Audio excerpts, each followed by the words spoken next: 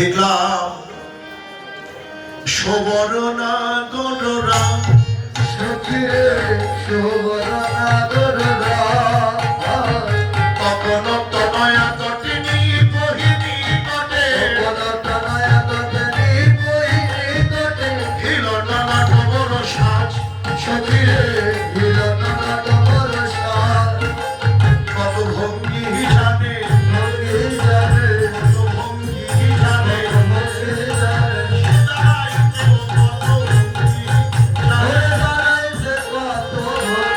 জানে দাঁড়াইতে কত ভঙ্গি জানে দাঁড়াইতে কত ভঙ্গি জানে হিলনানা খবর সাজ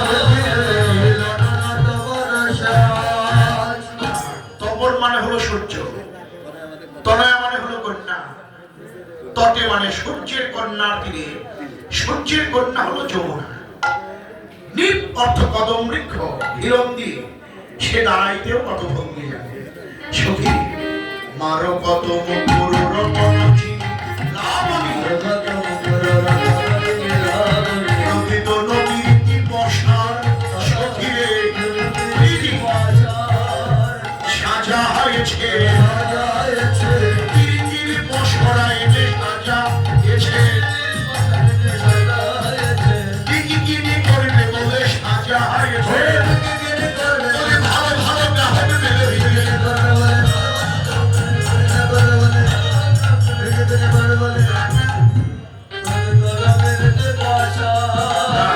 মানে কি দেহ তিরিতির বসরা। একজন দোকানদার কি করে, বিভিন্ন পণ্য সামগ্রী দোকানের সামনে সাজিয়ে নিয়ে বসে থাকে। কারণটা কি, যদি কোনো ক্রেতা কিংবা গ্রাহক যায়, যদি তার দৃষ্টি পড়ে সেই পণ্যের উপরে, যদি ভালো লাগে সে ক্রয় করে। এখন কৃষ্ণ রূপের পসরা খুলে বসলে, রূপের বাজার, সেই বাজারে কারা যায়, যারা আপনাদের মতো বিদগ্ধ বৈষ্ণব। রসিক জন ছাড়া সেই বাজারে প্রবেশ করা যায় না।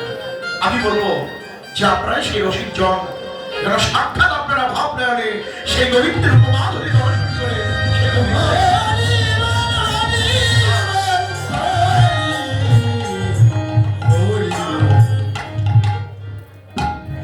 রূপের বাজারে না, রূপ দেখলাম, বসার পছন্দ হলো, কিন্তু কি